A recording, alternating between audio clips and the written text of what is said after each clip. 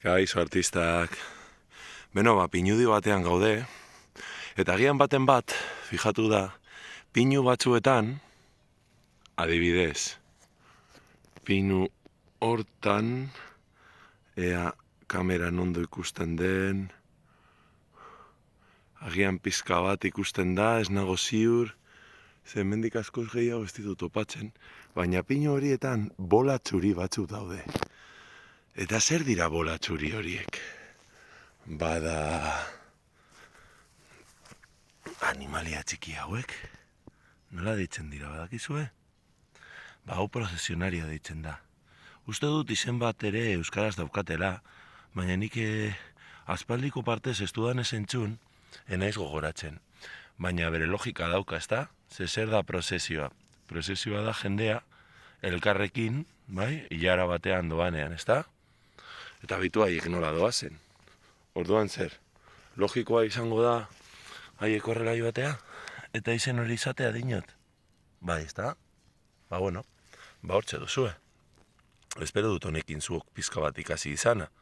Bai, gogoratu, krisalida fasean daudenean, bola txuri hori ikusten da pinu adar batzuetan, bai? Haiek hor azten ari delako. Eta gero momentu batean, ateratzen dira, eta badoaz. Gero zer bihurtuko dira, badakizue? Hor utziko dut. Beste bat arte, behitu, justu hementxe, bat topatu dut. Ea ondo ikusten den kameran. Emango dio zooma. Bai, azkenean belarrak dira, hor bizi direnak, eta momenturen batean, aterako dira.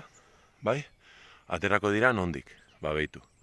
Aterako dira, adarretik, adarretik, adibidez hortxe, hor baldin badago, gero, enborretik geizten da, eta hemendik doa. Agian justo lehen topatutakoak hemendik atera dira, bai, belarrak dira. Eta prozesionaria moduan entzuten da, bai, ezaguna da, prozesioan doazelako, ezta? Hortxe erakutsi dizuedalako, bai, dizuedan moduan dinot.